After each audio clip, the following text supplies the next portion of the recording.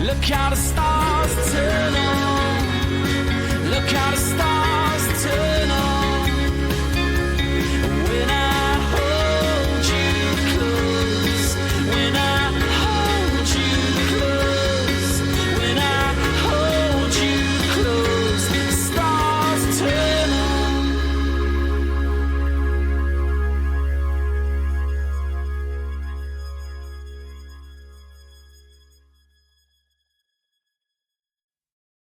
Hello and welcome to Season 4, Episode 29 of The Press Box, in association with The Unit. So after a week where Dundalk FC threatened to go out of existence, the good news is that we are still here. And on Tuesday afternoon, John Temple agreed a takeover which will keep the ship afloat at Oriel Park.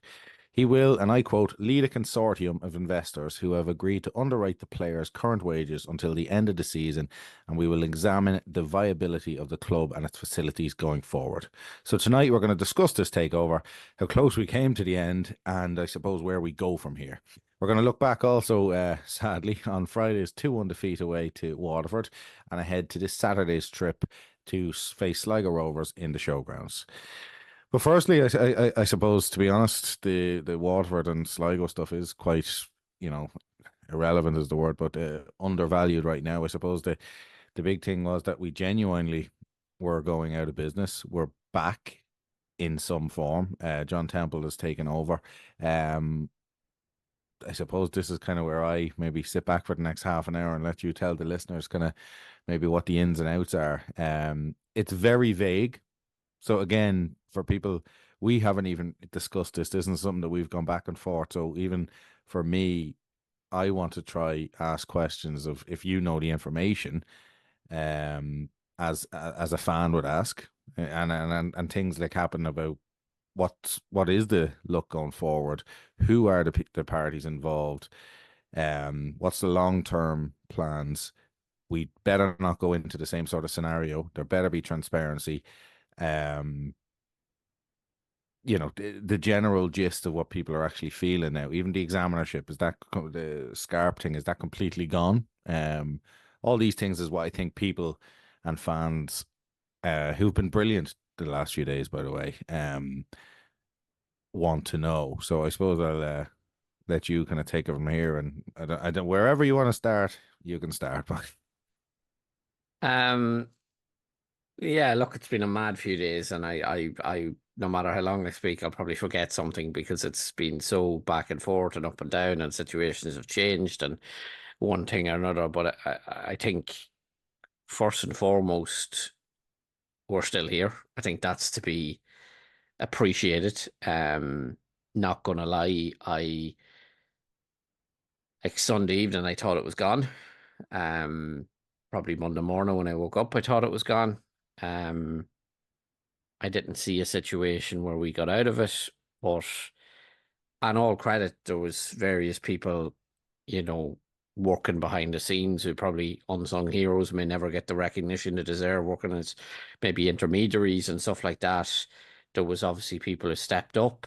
I know tonight, and he's tweeted in the last sort of while, Donald Green sort of was leading a charge maybe to save the club as well, and really, really admirable effort. I know Donald is holding a meeting with interested, parties from the locality in Oriel tomorrow morning. That's Wednesday morning, to see can that sort of be harnessed in a way, to, I don't know, be it a plan B or to work with the new owner or whatever may come of it. But look, you can never have enough support and backing.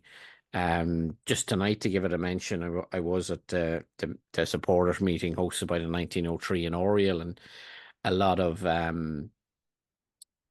suppose, goodwill, and hopefully, I think the main message I would take out of it is that, like, I think most people hope it's a wake-up call to get fans involved. I will go through the accounts later because I'm publishing the accounts for 2023, bit of an exclusive in the Argus tomorrow, but by the time people hear this, it'll be today, so it'll be Wednesday. And it'll sort of give a picture. It's not for recrimination purposes, but to give a maybe a picture of where we've fallen down that sort of got us into this position. Now, that's only up till the end of 2023. They're still into 2024, but needless to say, no matter what your business, football, whatever, you can't continue hemorrhaging money and hope to be alive. It's very welcome what John Temple has done. He didn't make the meeting tonight. We can only go off his statement. So I don't want to overly speculate what he has planned, but by his intervention, we still have a club tonight. Now, from a fan's perspective, the problems don't go away. I mean, and you read it out there. Basically, all we can say from his statement is that he's agreed to underwrite the players' wages until the end of the season, and that's very welcome because look, ultimately there's employees here, not just players, I should add, but even, and it wasn't the biggest concern, I'd say, for a Dundalk fan, but the integrity of the league as well. Like, you didn't want whoever ends up winning it, you didn't want someone winning it because Dundalk went bust or something. I think that would be grossly unfair on someone. So that's all welcome, that the players can at least finish what they started. And I hope John Daly goes now and keeps us up. We'll maybe deal with the football side of it later. It is, as you said, a bit vague in terms of, look, examining the viability of the club and its facilities going forward. I think what sort of maybe give John Temple and whoever is with him, and that will probably become clear at a later date, but maybe what gave them the edge in all this is he is initially looking at least to avoid Scarp. That doesn't mean it might not be required. It doesn't mean that we might not, get to maybe the end of the season. He says this needs to be handed over anyway. And that's why probably we can't just lie down at this point. So if all debts end up being cleared eventually, that's great. It's wonderful. But like, major lessons need to be learned from how we got here. Because he hasn't been in a position to speak, we don't know if he's interested in support or involvement. I'd like to hope he is, because it's definitely needed. I mean, like, again, I'm going to talk books in a while, but like Sligo Rovers, for example, and we're sick of referencing them, but they brought in nearly 600,000 in fundraising last year, 593k or something like that. I was actually speaking to someone from Sligo today. They have their draw at the weekend. I think it's on course for a record amount, somewhere in the region of 121,000, I think, where it stands right now. And it's phenomenal effort. It's not done easily, don't get me wrong, but the club now needs a can-do attitude. We can do this. We should do this. We will do this. It needs a bit of leadership. It needs direction, and whatever that might be. I was speaking to Brian Ainscough at points in the last few days. He did ring, which was very good of him, to be fair. And I know, look, he'll take criticism or whatever, but he did ring to inform me that the club wasn't being liquidated. It was one of the best calls I ever got, completely, maybe unexpectedly. And in the midst of recent conversations, I asked him roughly what he reckoned it would cost to reopen the YDC. Give me a figure and give me a rough breakdown of figure of what he understood it to be. I was speaking to someone in Oriel tonight who is involved up there, who is, this will probably give away who it is, but has a background in he's a fireman, and given it was mainly fire safety issues, but they reckon, and look, a bit like if I say to you, you're building a house, how much is it going to cost to build? You can spend any amount. Like, you can put a swimming pool out the back, you can build 10-bedroom house if you want, but to get that open to a very good level would be about 150,000. And I think they're the sort of goals and directions. I'm not saying we should dictate how to spend money, but if you do the likes of that as a supporters base, you're opening up a revenue stream for your club. So I'm probably getting sidetracked a little there, but the end was pretty close. Now, was there a bit of tactics on Brian Ainscott's behalf, perhaps, to maybe, gun to the head, someone come forward? Maybe. I don't know. I haven't asked him that. But the long and short of it is it worked.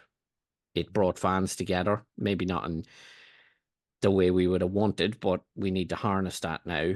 It brought a new owner in who, look, John Temple's a local guy who I have met before, but I wouldn't claim to know. Certainly haven't. I don't think I've seen John, open a correction this, I don't think I've seen John at least a decade. But as a new owner, and I would have said this about, and we've had enough of them in recent years, you have to give them a chance. You have to give them a chance.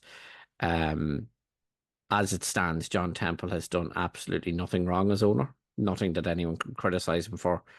I'm sure that time will come, but let's see what comes of this. At the moment, I think you have to treat it as an absolute massive positive that it's the club's still here. I think if you had asked any Dundalk fan when they woke up Monday morning, would you take by Tuesday night still having a club, hand and all? Yeah. Would you take having a team going to Sligo? Because I actually got a call from someone in Sligo. Just kind of, there was a few people from different clubs actually reached out to me of all people, but just kind of moved by the situation and probably wanted to talk about it. And look, it was very much appreciated, but I was nearly feeling sorry. I didn't know at the time, this was Sunday evening, I didn't know if Dundalk were going to be there, truthfully. And they have a big night themselves with their draw this weekend, and it's no one wants to lose a gate, etc. So it does have huge knock-on effects, but I think for at the moment we need to treat it as a win, but we can't equally, celebrate it today, but at some point, in the very near future, a plan needs to be formulated to bring everything together to ensure this club never gets into this situation again. Because, and look, there's been plenty said about what the club means to various individuals, to the town, to the community, etc. And great to hear and all that, but we didn't need to be here, I don't think, and we don't need to go there again. But it's going to take a lot of work. It's going to take the right people getting involved. It's going to take planning. It's going to take a lot of effort, but it's that or you lose your club. Yeah, I think that's correct in regarding the plan and the hard work and stuff. And I think it needs to be transparent. I think from my point of view, I think you're dead right. Was it Sunday night? We were out having a pint, kind of in a way, in an emotional, having an emotional pint, so we say, talking about kind of some of the good times with the club, because we did, as you say, believe it was over. So it's a huge positive, but also then, as you say, I think we all need to switch straight back on, because listen, we've been, as I seen about 500 of them Undertaker gifts and stuff like that coming up. We have been given a new lease of life. We have come back from the dead. But this is it. So where are we now? What is the future and stuff? And again, I can't say anything good or bad about John Temple. I know nothing of him. Again, right now, I think as fans, we all owe him a lot in that sense, because we all did kind of believe it was over. But I completely are for things like knowing a 5-year plan, 10-year plan, being able to discuss things, being transparent, putting the right people in charge of certain scenarios. So I know he said the board of directors is going to, there is still, I don't know what the current staffing scenario will be, if most will stay. All these things, again, and for me, it's academy, it's paying coaches, it's like, why can't we become a hub of the Northeast where talent wants to come, where we can sell? Like, that's a revenue stream. You invest a small bit into the likes of actual coaches and stuff, but then all the 14, 16, 17-year-olds that are playing underage league football with Dundalk that we can potentially sell, but we're growing, we're becoming a conveyor belt for local Northeast talent. They're ambitions and things that we actually need to now discuss. Because if we do these things, there is a proper future. Commercial stuff, hospitality, real revenue drivers. Like, we've hit rock bottom. So people will say, oh yeah, we get to that. This, like the stadium, obviously. What are the options here? Is there an option of a greenfield site? What is that plan? Is the redevelopment of Oriel Park? Everything needs to be on the table and given proper deadlines of timelines to work towards in regard, and even having a meeting in the YDC with a few thousand Dundalk fans that these plans are being rolled out or discussed, and then to be rolled out within 6 months or something, because it's now unacceptable from fans and all supporters to now just let this, like, sit back and let this all happen now. Oh, John Temple has saved us, happy days. That's not it. I think the 1903 have done some great work over the last few days, in regard and hosting, kind of being the voice, to be fair, for the fans. And I suppose that is what a supporters club is needed. But I think they also need, if they're going to be that supporters club that can really galvanize people, but they need to put full plans together on things that they want and what the supporters club is going to be. Because I think this has been a great help for the supporters club. But I think, to be honest with you, if we were talking 3 weeks ago before all this stuff came out, there was probably a bit of anger towards the supporters club because maybe people didn't feel that it was being utilized to the highest degree. And I think maybe this has given everybody a kick in the ass to go do things. But ultimately, as you said, we need to just completely all get in, but nobody should be accepting mediocrity now. We need proper visions, proper people in charge, proper plans. And again, as you said, I'll let you rattle on about the accounts here. Lessons have to be learned. We talked just beforehand about certain revenue streams that you can go into more detail that are dropping by 25%, 35% year on year and stuff like that. And that's just like, people have to be held to account for certain things like that. And I can let you go on from here, but I suppose for my point on the last thing on the takeovers, yeah, I think everybody does need to galvanize together, but I want to see the right people in right positions with the right visions to actually give this club proper hope to see where we want to be in 5 years, in 10 years. And that can be a new stadium. It can be upgrades to Oriel Park. It can be full-time academies, full-time coaches. But we need to put these plans in place, find out costs, and then we'll try to get revenue and get these things going, because we can be the best club in Ireland again, but we have to run it right. We can't run it like an amateur club, like it has been run off the field, in my opinion, the last 10 years. Well, we need as you say, an openness and transparency. We need to welcome in, like, the fans have been left out of the running of this for far too long. You go back through a lot of regimes. How did it get to a situation where we were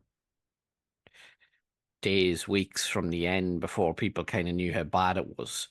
Yeah, look, there were warning signs there. It's not and this isn't a I told you so thing, but like, we've been pleading with supporters to be open and honest. And you look at it, and I get, right, they have a trust or whatever, but again, I use Sligo as an example, and I remember listening to the likes of their chairman and their finance person, etc., on a podcast, talking through things like, do you know what, we got signings wrong and we had to bite the bullet on that. And it's just, you want that sort of openness and transparency. You want that sort of making people feel part of it too, that if that they're not in the dark, that they're not going 6 months without hearing from their fans, without, like, I mean, Jerry Lennon was one of the people who stood up at the 1903 today, and I think it was echoed by the likes of Brendan Ogle and others who've been involved with the 1903 since their formation. And they've said they've made overtures and offers to the club, and basically stonewalled in terms of like, how can we get involved? How can we raise money? And but it needs to happen now regardless. And even if, like, I think Brendan Ogle said, if they don't want our money, we need to ask why. But even at that, a rainy day fund, whatever, a project, as I say, maybe the YDC is a project, maybe a new stand is a project. There's all things we can look into. But and like that, one man's trash, another man's treasure. Like, can we get the likes of a temporary stand that we had for the Cork game nearly 10 years ago up and running? How much is that going to cost? I don't know is the answer, but let's explore all these things. Let's put, whatever, a committee together, and it's your job to go look at that. Just come back with costings and see what the best options are, because, or I think back to that Cork game, and it's coming up on 10 years next month, and Oriel looked fantastic that night. Now, it helped it was full, but it definitely improved the look and the feel of the stadium. It felt proper, like one thing I will note, and you're mentioning the ground and maybe greenfield sites and all that. Maybe we're getting massively ahead of ourselves here, but and that quote you read out again, examine the viability of the club, right? That's one thing, and its facilities going forward. So, to be fair to John, and I believe he's not due to do any media in the foreseeable, which, look, you'd like to hear from him, but right, we'll see how that goes. But there is probably a little bit of, right, this has happened so quick. And he doesn't get forever, but there's a bit of maybe, let's get the feet in the pool and see how deep it is, as well. So, and I don't mean that in a financial, I just mean discover everything. Now, you must remember, like, we can't say the objectives are the same because we don't know if his investment group behind him is the same, but John did obviously look to get the club pre-Brian Ainscough less than a year ago. And at the time, they did release a statement. And I think it's worth revisiting that, because, I think some people chose to ridicule it because there was things like a coffee shop mentioned. But if you want to go back and I'll just read it. That's what that is, by the way. Well, it is, but so I'm just going to read a couple of the quotes from it, because I mean, if he delivers half of this, fair play to him. But he said, we've a vision to develop the club and its facilities to a central hub of activity at the heart of the community, and to lead us back to becoming an unparalleled football club, both on and off the pitch. We want to bring the club to a UEFA Category 4 venue in an effort to compete with Tallaght Stadium for both national and European games. Several available avenues of immediate revenue have been identified, alongside more long-term sustainable measures. This includes opening the indoor pitches at Oriel Park to the public on a full-time basis, to include the installation of a new gym, the installation of solar panels to lower energy costs, and creating a community sensory room and a coffee shop open 7 days a week. Now, again, people will pick up on things that maybe it was easy to beat him with. Like, he did mention bringing Premier League footballers over or whatever, and I've no problem with that, because do you know what? I turned around to someone tonight and said, when's the last time you've seen this many people in the Lily White Lounge? And I think they said it was probably the draw for when we played Leggy of Warsaw or something. But you know what? Having a full bar, if it's someone there to listen to, and I'm picking a player at random, Dennis Irwin, what about it? You filled your venue, you can probably sell tickets to it. I'm for anything that brings in money. But now, I don't want to say they're the exact same objectives, but that was certainly the objectives less than 12 months ago. That's what he was hoping to bring. Now, look, it's easy to talk a big game. Turning that into fruition is a different thing. I appreciate all that. But I think if he promises that again whenever he chooses to speak or release a sort of follow-up statement and delivers it, then happy days. But I don't want anyone thinking that this is the club out of this. It's far from it. The debts are still there as things stand. It's something he still has to tackle. Has he the finances to tackle? We don't know that yet. Or has his group got the finances to tackle it? Do they want to tackle it? Are you still going down the Scarp route?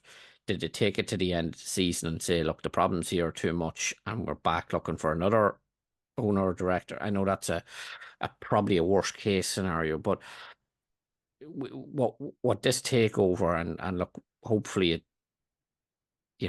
I'd love to say John Temple is the man in charge 20 years from now, and we're playing in a brand new stadium at the end of it all, and we're winning leagues and we're playing in Europe and all that, and that's a dream scenario.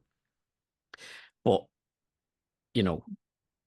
we also can't rely on someone just doing that either. There has to be a complete buy-in from everyone.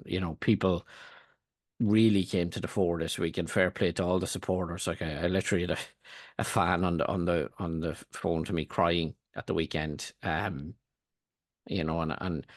it was a tough period, but like again, maybe you needed this wake up call, whatever. But now it needs to be harnessed in the right way. I don't know if that's the 1903, the new owner, a group formed to bring everyone together, whatever that is. Maybe it's all of the above. But as I say, the lessons need to be learned because, and I will go into the accounts because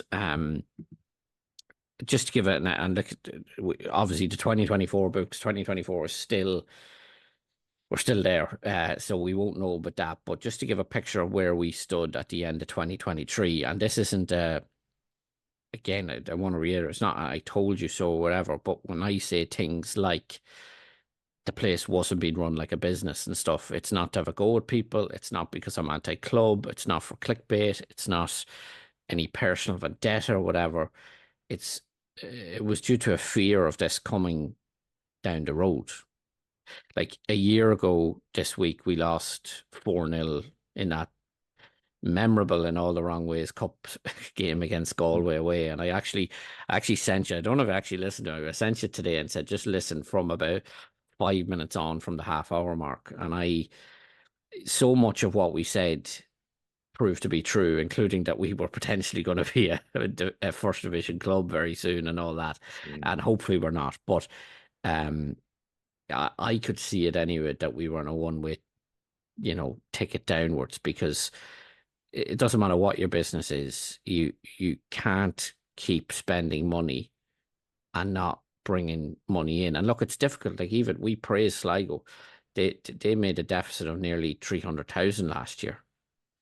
But as I always say, I'd rather be losing 300,000 than 3 million. You can limit your debts, you can progress your club.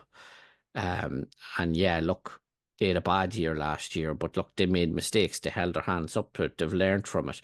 And okay, we won't see their 2024 books until maybe this time next year or possibly the summer if they make Europe. But I guarantee it'll be more prudently run, because you look at what they've done even this year. It's a smaller squad. They haven't gambled as much on players from abroad and that sort of thing. So again, lessons to be learned. But in relation to our books, and I managed to get my hand on the 2023 accounts. So this is up to the end of December last year, and it's going to show an operating loss of, I'm going to just summarize these because like, for example, the operating loss is €1,196,410, rather than going down to the minutiae of the €4 in some cases. That's a loss of 1.196 million, to round it up to 1.2. Our current liabilities due within 12 months were 844,000 versus current assets receivable within 12 months, 458,000. To put that in context, our loss was more than double than the previous year, and it actually represented the second biggest loss in our history after 2019, which again, and I'm not defending Peak Six, they made mistakes too, but the thing about Peak Six was you never had to worry about money. They were willing. It's a bit like Derry at the moment or whatever. When you have someone to write the checks, and write off losses, it's perfect.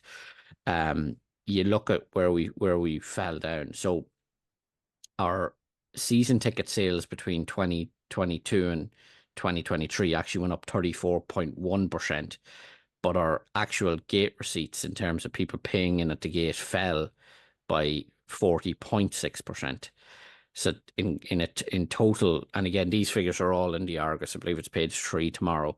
But our revenue coming through the turnstiles was actually down 6.6% year on year, from 528,000 to just shy of 500,000, 499,184. So to be fair, in that defense, sorry, you said the season tickets were up, so in theory, gate receipts are probably going to fall. Yeah, but that's what I'm saying. So the overall total, we were down 6.6. If you combined the two, so in a time when bigger gates through the League of Ireland were being celebrated, we have lost round about 30,000, give or take, through our gates per season. Now, that's not on its own detrimental, but then you go into sponsorship. Sponsorship was down 54.2% from 861,000 to 394,000. The advertising income for the stadium and the pitch fell by 32.5%. Other income, which I'm not entirely sure what it is, but it's in the books, went from 178,952, so nearly 179,000, to just shy of 41,000. A decline of 77.2%. Our merchandising was down 17.6%. Our income from the Patreon fell 88.3%. And one of the few areas of growth was actually UEFA prize money. We brought in 390,000 in 2023. Transfer fees were up, but in total, our turnover, so what we brought in through the coffers in Oriel, it fell from 2.338 million in 2022 to 1.741 million by the year end 2023. That's a decline of 25.5%. In terms of the costs, then your match day expenses went up round about 17,000, and on top of that, we had an additional right about 3,500 in expenses for the European games as well. The wages for players and their expenses went up by nearly 12% to over 1.2 million. You do go through it and just losing an awful lot of money. Like UEFA travel, for example, in 2023, and as much as it's great to be there, costs us nearly 110,000, 109,369. We spent more on merchandising costs ourselves. 91,000 on consultancy fees. One of the things that did fall was insurance costs, but still costs us nearly 75 grand. You could go through, and again, I don't want to bore people with figures, but nearly on every level, with the few exceptions, we were bringing in less and spending more, and it's a recipe for disaster. And like at no point was there a situation where, lads, we need to raise money here, or this has to happen, or that has to happen. Our owners last year, and this isn't about having a go at them. This is about learning lessons. Like, they actively went on record saying they didn't want to fundraise. A loss of like almost 1.2 million. That loss, and it's still a loss, but that loss is 600,000 if you fundraise the way Sligo do. And that's on top of, like, that's just what fundraising does to that. But questions have to be asked. Why is so many of those things down? And like, even things like people through the gate, right? How are we getting more people up to Ori? Are we doing enough to promote the match nights? Are we doing enough to encourage people through? as I say, Well, that's projects also need. it's a facilities issue that is, like, Yeah, in my yeah, and opinion, anyway. that's where I'm getting from. So like you talk about your projects as well. Like, so our next home game is Bows on the 27th of September, right? It's ballpark an hour down the road for everyone, less probably, um, if you're a Bows fan. But if I'm a Bows fan and say there's a monsoon that night, I ain't coming to Oriel Park, right? I'm just not. And I'm not saying that's the area. Again, these are all things that need to be looked into. But, you know, can we get a mono stand? Is that the project for 2025 or 2026 or whatever? Can we get a temporary stand? And the reason I say one man's trash is another man's treasure earlier is because, like, even things like, I know, for example, some of the bulbs actually in our floodlights, which, look, have to be maybe torn down at this stage, but there's definitely bulbs in that in recent years came from Old Trafford, for example. We both play golf from time to time, and people know that at this stage. But like the old pitch from Oriel, the previous version, that's in Clover Hill Golf Club, where they used it for paths and stuff like that.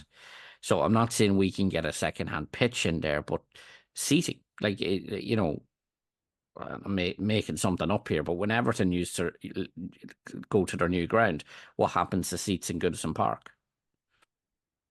I'm not saying we get, but you know what I mean. Mm. Is there a temporary stand somewhere that can be used for Oriel? And if that helps boost your attendances, so be it. As I say, look, you're probably never going to build a new stadium on fundraising, but you can improve what you have, and you can bring in things that help you with your revenue. And they're all things that need to be investigated now. And that's what I mean about learning lessons. Because it was let slide.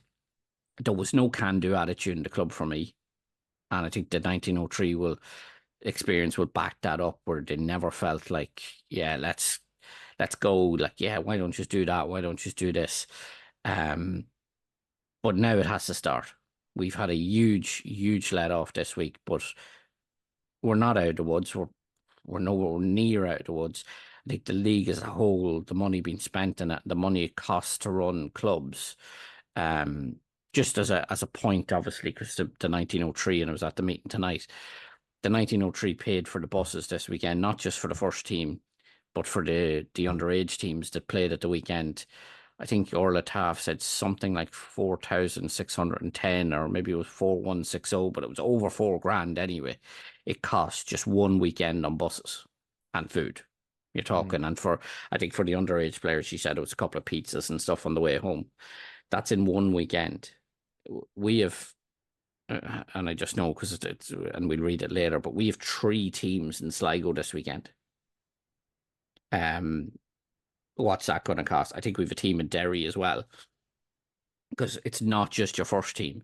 And if it's costing on average, even round it down to 3,000 per week, just for buses and a bite eat for players, I mean, that alone is a colossal bill.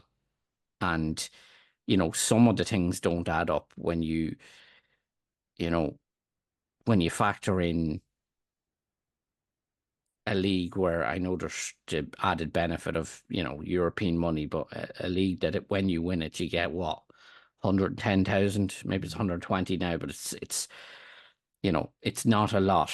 It's not economically viable, but we need to make it that way, and we need to make goals. Like, if you're, and again, just referencing them because they're the next team to come to Oriel, but like when Bows put in the mono stand, their capacity increased by nearly 1,000 or something, because all of a sudden they could put home supporters in where the away fans used to be. They didn't need segregation, and did a new area for the away support, which, look, it's not the Taj Mahal or anything like it, but it keeps you warm, keeps you dry, and you have a good vantage point from the pitch. So it's about, look, we've been talking about ideas, and there's plenty, and it just needs to be all harnessed now. I know I'm repeating myself, but we've had the biggest scare we've had in certainly a decade or more. The time for complacency is over. We need supporters. And look, when I say we need supporters, ultimately everything's going to be driven by a few individuals, and that might be different people at different times. You might go in and say you're running, like for example, the Shedside guys suggested tonight we organise a friendly against Vitesse Arnhem because they would have supported them when they were in financial bother, and again they had a similar experience to us where they got a takeover late on. And likewise, the 1903 fund, there was a lot of Dutch people, from Arnhem supporting that. And if we could put a friendly together, happy days. So maybe one of the Shedside lads organises that. Thanks very much, lads. Right, but then whatever's next after that, Strictly Come Dancing. Maybe that's something that went out with the 2010s, but you know what I mean. That falls on you. You're organising that, and then what you need is buy-in from the fans. Buy a ticket, show up, whatever. Buy something for the draw. There was talk about membership schemes tonight, and if they can get off the ground, they were talking about tiered memberships depending on what you can afford or what you want to spend. Look into it all, but make it happen. The time for just, Absolutely. hoping that one person will just run it, and like, you're kidding yourself if you think that just opening the gates on a Friday night is going to pay for a team. It's not in the slightest. So like I say, look, we could probably talk about it all night. I don't know if you want to go back over anything or talk about the points of the accounts, but I think until John Temple maybe gives us a bit more insight, I don't want to overly speculate on what he may or may not do. As I mentioned, there was another bid from, I think Donald Green's gone public on that, as I say, and I know he is meeting other people to see, can that sort of spirit that he generated in a very short period be harnessed in some way to, help grow things further. And look, Donald's his own person. I'm sure he'll speak about that in his own time as well. But again, until those meetings take place, I don't want to overly speculate what will come of them. But, for now, it's just very, very grateful to still have a club in existence. Absolutely. Right, we will discuss the game of the RSC, but before we do, let's hear from our sponsors, The Unit. Today's episode is powered by The Unit, experts in building innovative products for the betting, iGaming, and sports industries. They're the brains behind building innovative products tailored for those who love the game as much as we do. From software that powers up the betting world to platforms that enhance how we engage with our favourite sports, The Unit is leading the charge. The Unit, a winning team that reminds me of the Kenny era Dundalk in their consistency and results. Proud sponsors of the Press Box podcast. Learn more at theunit.dev. Right, so thankfully back to some football, which is, I suppose, one of the reasons why we do a podcast, why we do support the club is also with the game and the guys on the pitch. Friday night, a disaster in so many ways. Obviously, with Drogheda not playing, it was our opportunity to potentially get off the bottom of the table. I think so many kind of points. It was such a weird time. I thought, so we conceded 2 goals, 2 appalling goals that you can't say that it's okay or that it was not a disaster, that it was not poor defending, not lack of concentration. It was, but also what the guys were going through. I kind of am okay to let them have that slack for that, because in fairness, the guys weren't being paid. I get that. The other thing, the refereeing performance was I'll never see anything like that handball in my life again. I think ultimately we probably deserved to lose the game. Rob Hennessy. Yeah. I think ultimately we did deserve to lose the game. We were very poor, I will say that. But again, I thought the defending terrible for the goals.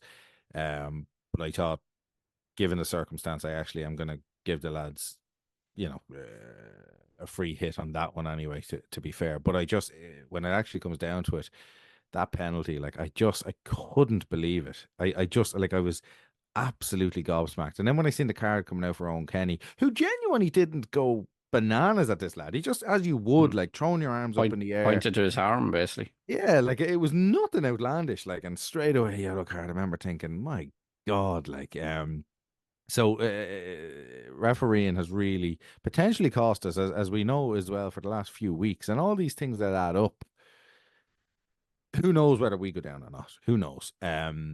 And if we do, we will deserve it. Ultimately. Well, it was 2 weeks. It was 2 weeks in a row, and I will disagree with you on. Think we deserve to lose it because we started horrendously. I agree with you. The 2 goals were desperate. Hayden Khan got done by Amond basically for the first one, and it had happened minutes earlier. Like, we're literally, and John Daly speaking afterwards was saying, kind of warn him of the way he just nudges you at the last minute. And it's clever play by Ahmed. I'm not claiming any foul play here or anything, but he just gives him a wee nudge. He misses it. Bouncing ball, and Bellis then is through. It was probably poor by the two. I think it was Mountney and Boyle.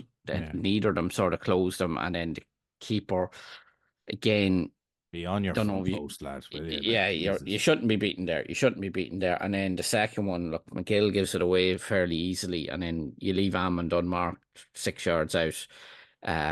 So at that point, I'm saying this could be 10. No, because with everything going on, and I know the lads, right, to be fair, and you mentioned wages there, they were paid on the eve of the game, and fair play, we give them enough stick. The FEI put up money in terms of advance monies paid for, prize money owed or whatever. That got the lads played, and that's all to be welcomed, But I mean, we had our chat, like how Horgan misses the one that O'Kane, puts across, and it just squeezes wide. I think it kind of shaved its studs on his boots or something, and somehow ended up the wrong end of the post. But the penalty is a massive incident, right? Because in his last game, and it was much more obvious, but Luke Heaney handles on the line against Pats in Richmond for Drogheda and gets sent off. Penalty, Pats score it, 10 men, they open them up. I've looked at it, and I know it happens quite quickly, but no one can tell me that Grant Horton's arm is in a natural position. So therefore, you have to assume it's deliberate handball, and therefore it's a penalty and a red card. Now, Rob Hennessy deserves an awful lot of flack, right? And one of them for being an egotist, because an egotist doesn't book Owen Kenny in that manner. He at least consults one of his 4 people who's with him, or 3 people are with him, or whatever, right? But that linesman on that side, and I'm not sure which one it is, but he's looking straight across at it, and he points to the corner flag. So, look, when decisions like this aren't being given, and you factor in with the Dara Keane one the week before, like, the Keane one, right, you win a penalty, maybe get a point against Patch, you're level with Drogheda. All of a sudden, half an hour gone, Waterford have a man sent off, and you've just scored a penalty. And we did shore it up at the back after that. Yeah, I'm not defending the start, but we did shore it up at the back after that, and we were causing problems going forward. I thought we deserved our goal that Gullen got eventually. And after that, we were really pushing. I think Mountney went close with a couple of headers. Louis Jones, minute header, but you have to put that away. You do, right? I'm not defending that. But like, what I'm saying is, it's a different game altogether if they go down to 10 men and we score a penalty with an hour plus remaining. And to be fair, they criticise John Daly maybe at times or whatever. But I thought substitutions had an impact here, and I thought Robbie Mahon caused the problems. Hakiki set up the goal, Gullen scored, and that's brilliant for Gullen, by the way, because he got those 2 away to Pats. Start of July? I think he got injured in the last game, and he's probably been struggling ever since. But that's maybe 2 matches in a row where Kenny and Gullen have scored. You know, we've been begging our strikers to score all year. They've now got, and Kenny was blatantly denied a goal the other night. So he can still hold the head up. But look, when you're down sort of thing. But, you know, ifs, buts and maybes. But like if referees just did their job, because this isn't, you know, people were messaging me and say, oh, we should have had one against Shelburne as well. Hayden Khan nearly the jersey pulled off his back. No, he did. But they're not obvious. Like you get them sometimes, you don't other times. There's a bit of, it's one man's penalty, it's another man's never a penalty. They're on the fence, right? And naturally, you'll scream for them if they're your team, and you'll probably say never if it's against your team. But putting your arm up in the air and blocking a goal bound shot that then goes out for a corner, that's a penalty all day long. I don't care what way you want to, approach the rule book. And like the upsetting thing, I suppose, from John Daly's perspective, has been, you know, in both cases, the previous week and this week, both referees have gone to him afterwards. Actually got that wrong, mate. It's a penalty. What good's that to you? You know, like, get it right at the time. These aren't hard decisions to make. You know, and again, I go back to Hennessy, and look, human will get things wrong. You've other people there. Graham Kelly got booked. I think at the time we said with Burnsy, but it went down in FAI Connect as Graham Kelly. Graham Kelly got booked on the bench. You could see it, you know, from 70 yards away. Like, it's just not good enough. And it could, like, you want decisions to go your way. But the dog could be off the bottom right now if they just got in those two matches. Now, the one thing I will say is, again, a close game, bit of spirit shown. The old thing, they need to start producing results. But you know what? Maybe the takeover is just what we need. And I'm just trying to put a positive spin on it, because, look, you know, there's lads went into training, and I think Daryl Horgan spoke on Monday about how eerie or whatever it was in training, because the lads are probably thinking, is this the last? Like, do we show up here tomorrow and the gates are padlocked shut or something? Or, you know, whereas now there's a bit of hope. There's a bit of, do you know what? We can stay up, lads. We're at least getting a shot at it. And maybe that's just the release valve they need to maybe go, and we need to stop with the mistakes and stuff, because, again, the goals are far too easy.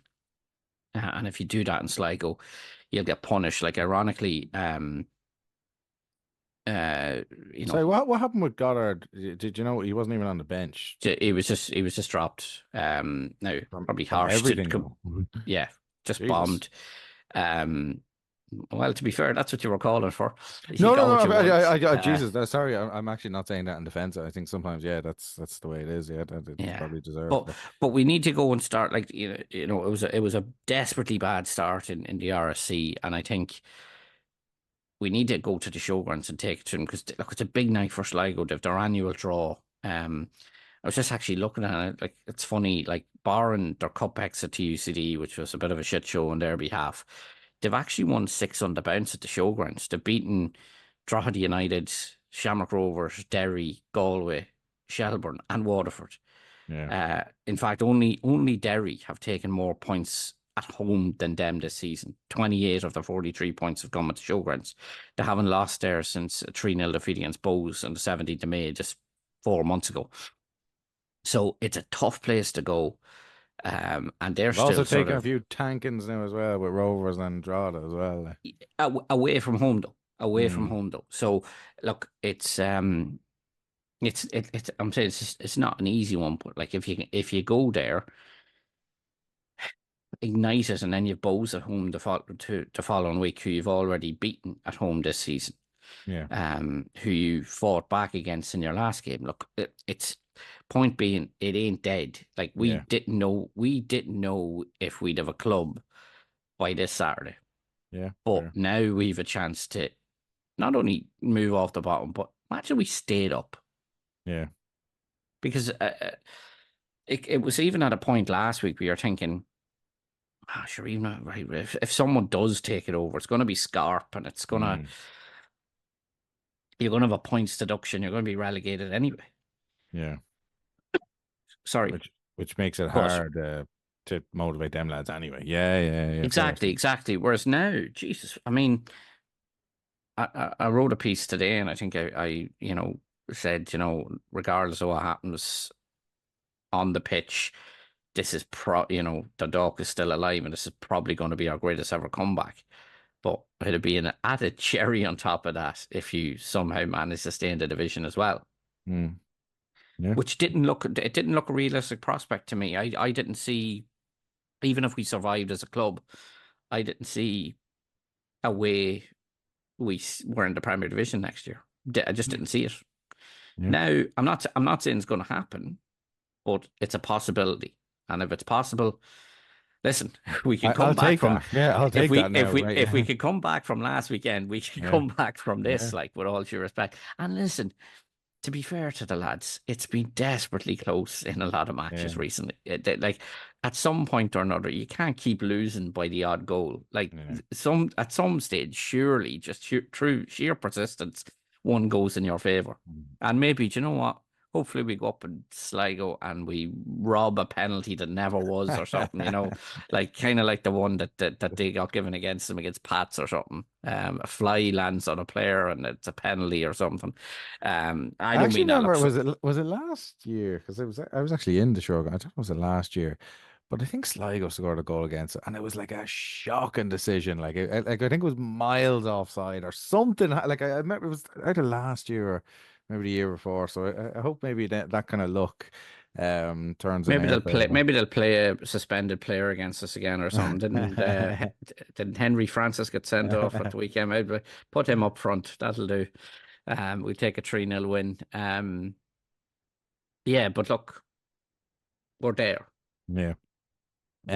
Right, we will move on, but we do also want to mention that the 1903 are holding a music bingo fundraising event in the Lisdoo on October 12th. So the doors are open at 7:30 and the tickets are 20 quid, or it is 190 for a table of 10, and all proceeds are going to go towards the supporter-based projects around Oriel. And with all the stuff going on now, again, all support welcome.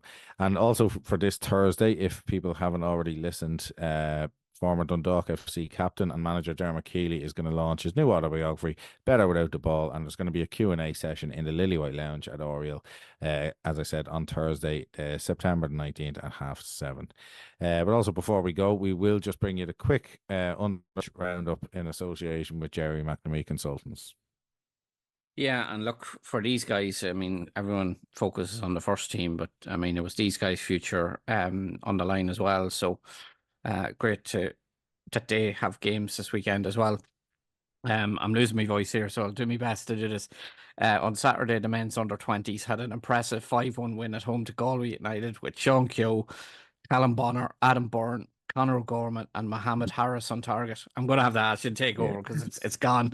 It also feels like, I was like, is this man just able to have a fucking mental breakdown or something? I was like, the tears of about 2 or 3 days of it has just come out. It's the week for... where are we now? So there was also a 1-0 win for the women's under-17s at home to Mayo, with Shauna Smith scoring the game's only goal. Unfortunately, the men's 15s lost 2-0 away to Athlone. And on Saturday, the women's 19 had a 2-0 win at home to Finn Harps. There was also a 1-0 win for the men's 14s away to Sligo, thanks to Luke Cullen's early goal in the second half. Unfortunately, the men's 17s lost 2-1 at home to Athlone, with Aaron Donnelly scoring what proved to be just a consolation for the home side. On this Saturday, it is not just the senior team, as we were saying, who are in Sligo, but the men's 20s face Sligo at 1 p.m. and the men's 15s are in action at 4. The women's under-17s are also away from home on Saturday, and they travel to face Longford at 4. On Sunday, the women's 19s are away to DLR Waves at 3, while the men's 17s are going to travel to Derry City at 2. And finally, the men's under-14s are at home to Finn Harps at 2 p.m. on Sunday. And it's very funny just actually listening to this, like when you're going, the women's 14s are away in Derry and stuff. Like, all this does cost. It does cost. Like, Jesus, like you're. And again, I think, to be fair, it doesn't. See, this is where, like, I'd like to see transparency and breakdowns. Like I know, didn't Dundalk Credit Union give a big sum for the women's football? I know Dole 50,000, yeah. yeah, Dole. I didn't want to say the figure. Dole sponsoring the underage stuff, and I don't know how much they're giving or what. Everything is welcome, but like, just say it is 10 grand. But I'm thinking, Jesus, does that even cover anything? And like, let's say we sit down and it's funny. I love the senior team, but I honestly kind of care more about the likes of these 14s, 16s, 17s, 20s now, because that's where our future is, and that's where we hopefully can bring guys and girls through, and we can also genuinely profit with good coaching and stuff like that. So if our academy costs 100 grand a year to run, then that's what it runs. And we can look into that and make sure that nothing happens. So even if it's not going well with the first team or something, that this continues. Just let's make sure our academies are done. But that's also another chat for another day. But we will leave us there on a positive, because as much as maybe we were discussing different parts and there was negatives, there were sad times, but it's a happy that, and I finish can talk no more. Yeah, well, that too. I will finish up here, and we will thank our main sponsors, the unit, our associate sponsors, Player Fit, Jerry McNamee Consultants, and Malone Financial Services.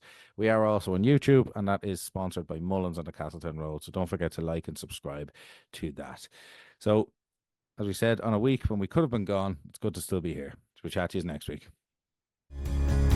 Look how the stars turn on. Look how the stars turn